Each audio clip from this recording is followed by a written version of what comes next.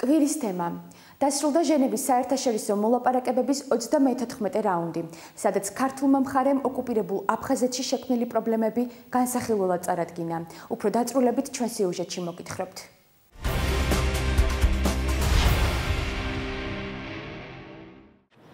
გასულ კვირას ჟენევის მოლაპარაკებების 34 რაუნდი გაიმართა. შეხვედრაზე ქართული მხრიდან მონაწილეობდნენ შერიგებისა და სამოქალაქო თანასწორობის საკითხებში სახელმწიფო მინისტრის პირველი მოადგილე ქეთევან ციხელაშვილი, აფხაზეთის ავტონომიური რესპუბლიკის მთავრობის თავმჯდომარის მოვალეობის შემსრულებელი ვახტანგ ყოლბეია და ყოფილი სამხრეთ ოსეთის დროებითი ადმინისტრაციის ხელმძღვანელი დიმიტრი სანაკოევი. ქართულ დელეგაციას საგარეო საქმეთა მინისტრის პირველი მოადგილე დავით დონდუა ხელმძღვანელობდა. დღის წესრიგით გათვალისწინებულ თემებზე მხარეებმა საკუთარი პოზიციები კვლავ დააფიქსირეს, თუმცა ჰუმანიტარული ჯგუფის მუშაობა იძულებით გადაადგილებულ პირთა დაბრუნების საკითხზე მსჯელობის დროს შეწყდა. ოკუპირებული ტერიტორიებისა და რუსეთის ფედერაციის წარმომადგენლებმა ამ თემაზე დისკუსიები არ ისურვეს და მოლაპარაკებების პროცესი დატოვეს. რის გამოც შეხვედრის თანათავმჯდომარეები იძულებულები გახდნენ პროტოკოლის მიხედვით მუშაობა შეეწყვიტათ. ქართული მხარის განცხადებით ეს არ არის პირველი შემთხვევა, როდესაც ოკუპირებული ტერიტორიების დე-ფაქტო წარმომადგენლები ამგვარად იქცევიან. როცა უკვე ბოლოში იყო გასული მოლაპარაკებები და ვიხილავდით იძულებით გადაადგილებულ პირთა საკითხს, მსჯელობის დროს არის ურვეს მონაწილეობა მიეღოთ კონსტრუქციულ საუბარში და დატოვეს დარბაზი. ჟურნალისტებთან საუბრისას ეს ფაქტი რუსეთის ფედერაციის საგარეო საქმეთა მინისტრის მოადგილემ გრიგორი კარასინმაც დაადასტურა. განსხვავებული განცხადება გააკეთა აფხაზურმა მხარემ. დისკუსიის შეწყვეტის მიზეზი თანათავმჯდომარეები გახდათ, რომლებმაც ჩვენთან კონსულტაციების გარეშე მიიღეს გადაწყვეტილება. ეს ჩვენი ინიცირებული არ ყოფილა. მათ არ აქვთ უფლება პირობები გვიკარნახონ. მიუხედავად დევნილთა საკითხებზე განსხვავებული მოსაზრებებისა, იძულებით გადაადგილებულ პირთა უფლებების დაცვის თემებზე არსებითი პროგრესის აუცილებლობაზე საქართველოს დელეგაციასთან ერთად ყურადღება საერთაშორისო ორგანიზაციებმაც გაამახვილეს.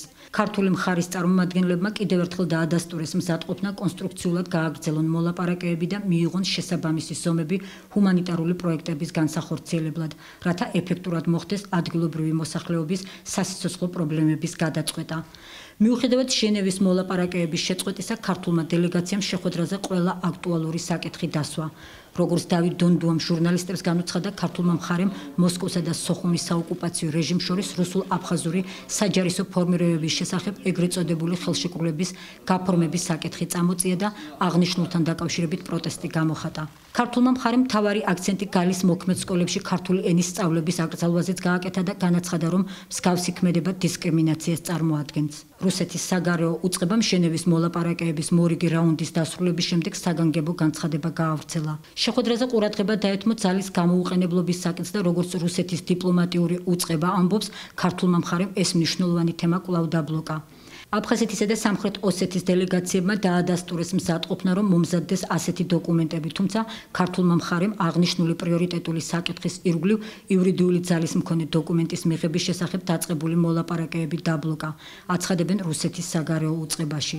რუსულმა მხარემ მოლაპარაკებებზე საქართველოს ნატოსთან სამხედრო თანამშრომლობის გაღრმავების გამო შეშფოთება გამოთქვა.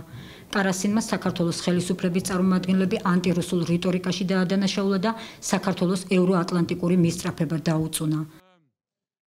ჩვენს გვაქვს თემების წამოწევის მიზეზი. მთავარი საკითხია საქართველოს ხელისუფლების ზოგიერთი წარმომადგენლის ანტირუსული რიტორიკა.